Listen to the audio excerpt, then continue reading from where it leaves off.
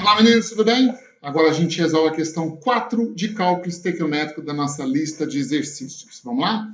Essa questão é da UCB, da Católica de Brasília, e ela diz o seguinte: a queima de combustíveis fósseis como petróleo e carvão mineral em veículos e indústrias libera alguns gases que são considerados poluentes e que interferem em determinados aspectos ambientais, como, por exemplo, o aumento da acidez da chuva.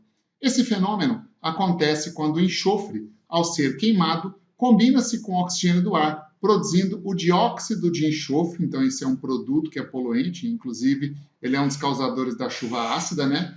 Por sua vez, o dióxido de enxofre reage com a umidade presente no ar, formando ácido sulfuroso, como descrito nas reações a seguir. Veja, aqui ele menciona a formação do ácido sulfuroso. Presta atenção numa coisa importante, não tem muito a ver com a resolução da questão, não, mas é o seguinte: ácido sulfuroso, ele pode ser um dos componentes da chuva ácida, mas ele está longe de ser o principal ácido responsável pelo fenômeno da chuva ácida. Mas a gente vai falar disso mais para frente. O principal é o ácido sulfúrico, tá? Então, olha, ele deu aqui equação 1, onde o enxofre reage com O2 produzindo SO2. Verifica que a equação está balanceada, né? E aqui, ó, equação 2. O SO2 produzido na reação 1 reage com água, formando aqui o ácido sulfuroso. Sempre que você pegar uma equação que a questão fornecer, confere o balanceamento, não custa, tá? Às vezes a gente começa a desenvolver, esquece de conferir o balanceamento, e quando você vai ver lá na frente, a reação não está balanceada, você perdeu todo o seu trabalho. Então vale a pena sempre conferir, né? Vamos lá. Com base nessas informações, calcule quantos mols de enxofre reagem para formar 820 gramas de ácido sulfuroso. Mas o que a questão pede para você fazer? Olha aqui, ó. Calcule quantos mols de enxofre reagem. Então, veja, o que eu estou fazendo aqui, grifando, rabiscando, isso é técnica de prova. Eu já falei para você. Faça isso. Isso ajuda você, primeiro, a desenvolver mentalmente o caminho para resolver a questão e, segundo, agiliza, você ganha tempo. Lembra que provas de vestibular, a própria prova que se faz na escola, quando você está sendo avaliado, tempo é uma forma de avaliação, né? Então, aí ele deu as massas molares e pede: marque a folha de resposta, desprezando se houver a parte decimal. Beleza, vamos lá então. Bom, o que a gente precisa fazer? Olha só, pessoal, aqui eu já começo com o primeiro caso particular do cálculo estequiométrico. Que caso é esse, Ronald? Veja, nós temos aqui o que nós chamamos de reações consecutivas. Como assim reações consecutivas? Observa uma coisa, ó. A primeira reação, deixa eu pegar um marca-texto aqui. Aí, beleza, azul. A primeira reação, ela produz aqui, ó, 1 mol de SO2, certo? E a segunda reação consome 1 mol de SO2. Você percebe que nós temos reações consecutivas quando acontece isso. O produto produzido na primeira reação é consumido logo na reação de baixo. E um detalhe importante, você vai perceber que quando se tem reações consecutivas, a melhor estratégia para você resolver a questão, ganhando tempo, inclusive, é soma as reações e trabalha com a global. Como assim, Ronald? Soma as reações e trabalha com a global? Olha aqui, ó. Aqui eu tenho as duas equações que ele forneceu para a gente, certo? De novo, ó. A primeira reação produziu 1 mol de SO2. A reação de baixo consumiu 1 mol de SO2. O dióxido de enxofre e o SO2, ele é um intermediário do processo. E os intermediários, ao final do processo, eles não podem aparecer, ou seja, eles são produzidos e consumidos sempre na mesma quantidade. Se não tiver na mesma quantidade, é seu papel fazê-los ficar na mesma quantidade para você simplificar e ele ser transformado no intermediário. Como assim? Então, olha aqui que eu vou fazer. Ó. Eu tenho aqui a primeira etapa do processo, a segunda etapa do processo, eu vou somar essas duas etapas e, ao somar as duas etapas, eu determino a reação global que representa o processo, né? Sempre, se você tem um cálculo com reações consecutivas, Some as equações e trabalhe com a global. É muito mais fácil. Aqui, no caso, ó, eu posso simplificar 1 mol de SO2 com 1 mol de SO2. Deixa eu pegar uma cor aqui. Ó, simplifica 1 mol de SO2 com 1 mol de SO2. Ronald, por que você está fazendo isso? Por que você está simplificando? Veja, é simples. Se a primeira reação produz 1 mol de SO2, mas a segunda reação consome 1 mol de SO2, ao final do processo, não sobra SO2. Por isso que eu estou simplificando ele. E você sempre vai simplificar os intermediários da reação. Nesse caso é só um, pode ser mais de um, né? Tem mais alguma coisa que pode ser simplificada aqui? Não. Então, o que eu tenho de equação global? Ó, soma o que você tem nos reagentes do processo. Sobrou aqui o enxofre sólido mais aqui 1 mol de O2 gasoso mais a água no estado gasoso. Isso tudo é reagente, formando o ácido sulfuroso H2SO3 aquoso. Pronto, tem a equação global. Agora a gente vai trabalhar com a equação global que representa o processo. Se a equação global está balanceada, ela nos conta a proporção em mols, certo? Então, olha, aqui eu sei que 1 mol de enxofre, quando reage, consome, junto com ele, 1 mol de gás oxigênio e 1 mol de água, produzindo como produto 1 mol do ácido sulfuroso. Aí eu tenho dados da equação balanceada, palavras da salvação. Guarda isso, isso é importante demais, né? O que eu faço agora? Seguindo aqui o nosso procedimento, ó, primeiro, escrever a equação balanceada que representa o processo. Já está, inclusive a global. Segundo, os coeficientes estequiométricos indicam a proporção em mols. Já tenho a proporção em mols. Agora vem a parte mais importante, a mudança de unidades. E a mudança de unidades é feita sempre de acordo com o enunciado da questão.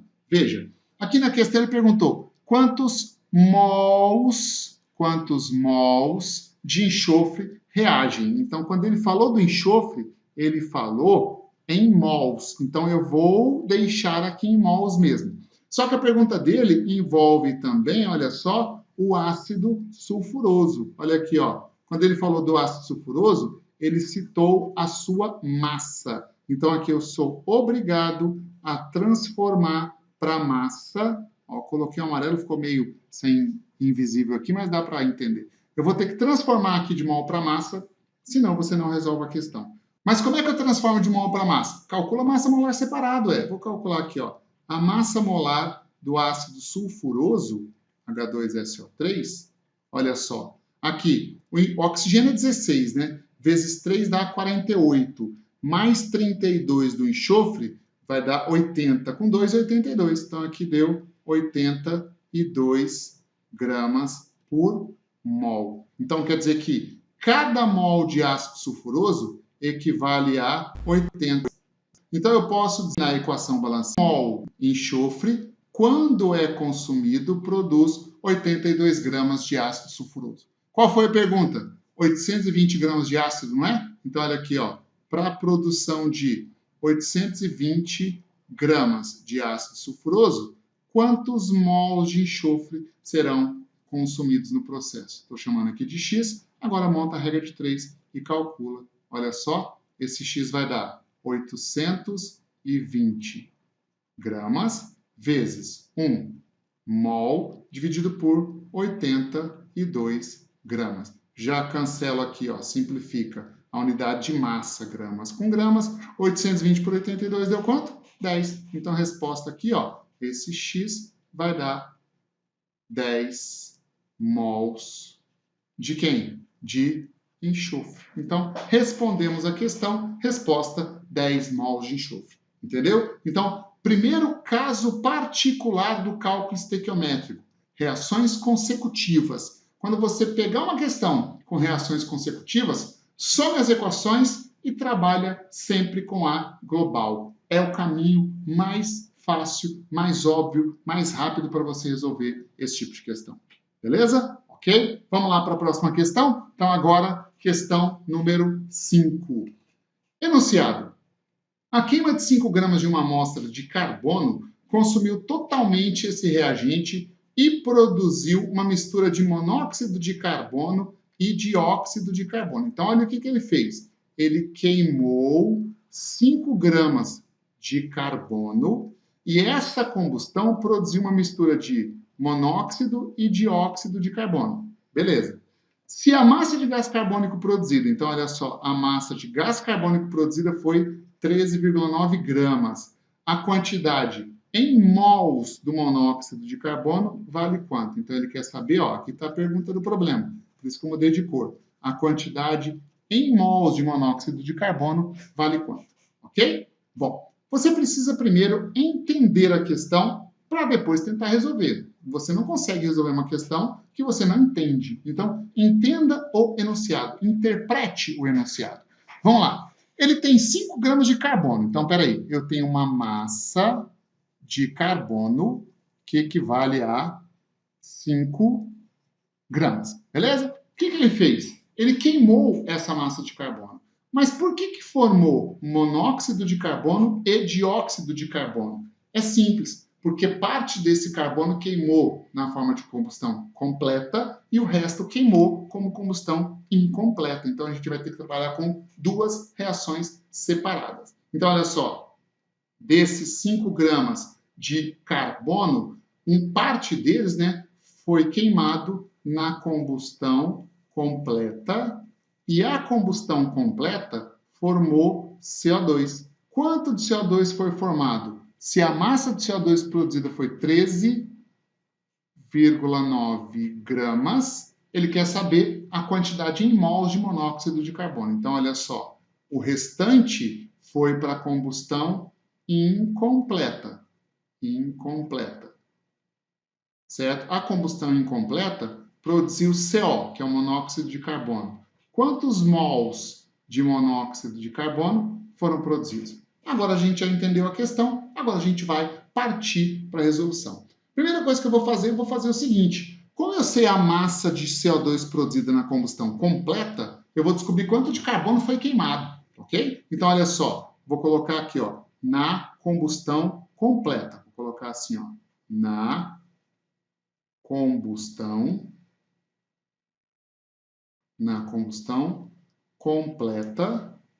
É importante você ser organizado nas suas resoluções, tá? Eu sempre costumo falar para meus alunos o seguinte: exatas exige organização. Quanto mais organizado você for, mais seu pensamento flui na hora de resolver a questão. Então vamos montar a combustão completa do carbono. Como fica a combustão completa do carbono? O carbono, que é sólido, reage com o componente, que é o gás O2, gasoso, né? O gás oxigênio. E aí, olha só, todo o carbono queimado se transforma em CO2 gasoso. Muita gente, quando eu vou explicar isso daqui, me pergunta assim: ah, Ronald, mas espera aí, essa combustão não forma água? Cara, não tem jeito de formar água. Para formar água, nos reagentes tem que ter hidrogênio. Não tem hidrogênio nos reagentes, só tem carbono. Então, o carbono se transforma em gás carbônico.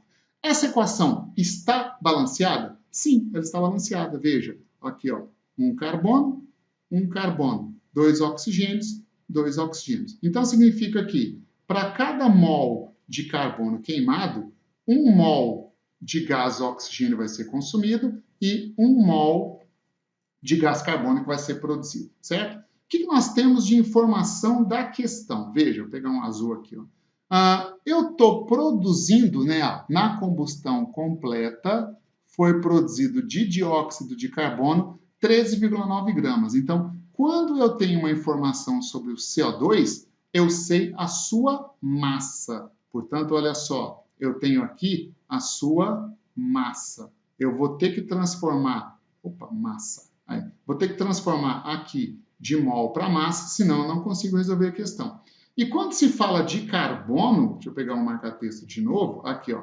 Quando se fala de carbono, eu também tenho a massa dele, 5 gramas. Então, eu também vou transformar aqui de mol para massa, senão eu não resolvo a questão. Então, para resolver essa questão, eu preciso converter aqui de mol para massa e aqui também. Como é que você converte de mol para massa? Massa molar, né? Quanto vale a massa molar do carbono? 12 gramas por mol. Então, 1 mol é o mesmo que 12 gramas. Que, quando reage, produz 1 mol de CO2. Oxigênio 16 vezes 2, 32, mais 12, 44 gramas por mol. Quer dizer que 1 mol tem 44 gramas. Veja, O que está escrito aqui nessa linha, olha o cursor, ó, deixa eu pegar o laser aqui para você ver. Aqui, ó. O que está escrito aqui nessa linha e o que está escrito aqui nessa linha é a mesma coisa, só que em unidades diferentes. Tudo bem? Vamos lá. Continuando para resolver a questão. Olha, foi produzido de gás carbônico 13,9 gramas. Então, peraí. Se foi produzido 13,9 gramas de gás carbônico, quando eu coloco um X aqui, o que eu vou descobrir como resposta? Ora, quando eu calcular esse X, eu vou estar calculando quanto de gás carbônico foi consumido nesse processo, certo? Então, olha só, resolvendo aqui essa regra de 3, vou colocar aqui, ó, esse X aqui. Esse X vai dar, montando a regra de 3, ó, X vai dar 13,9 gramas vezes 12 gramas dividido por 44 gramas. O que eu posso simplificar de unidade aí? Posso simplificar gramas com gramas, então aqui o meu cálculo vai dar 13,9 vezes 12 dividido por 44. 3,9 vezes 12 por 44 dá 3,8 gramas. Então aqui, ó, esse X vai dar 3,8 gramas de carbono consumido. Então, o que foi que a gente acabou de descobrir? Olha só, vou grifar aqui, ó, para a gente entender. Essa massa de 3,8 gramas de carbono, aqui, vou até colocar aqui, ó, 3,8 gramas de carbono. Foi a massa de carbono que se destinou à combustão completa para formar os 13,9 gramas de gás carbônico. Isso significa o seguinte, que se eu tinha 5 gramas e 3,8 gramas foi para a combustão completa, quer dizer que o restante foi para a combustão incompleta. E quanto foi para a combustão incompleta? 5 menos 3,8. Quanto dá 5 menos 3,8? 1,2 gramas de carbono. Então, nós já descobrimos que dos 5 gramas que a questão colocou, né, 3,8 foi para a combustão completa e 1,2 foi para a combustão incompleta. Então, o que eu vou fazer agora é trabalhar na combustão incompleta do carbono. Vou colocar aqui em cima, ó, na combustão incompleta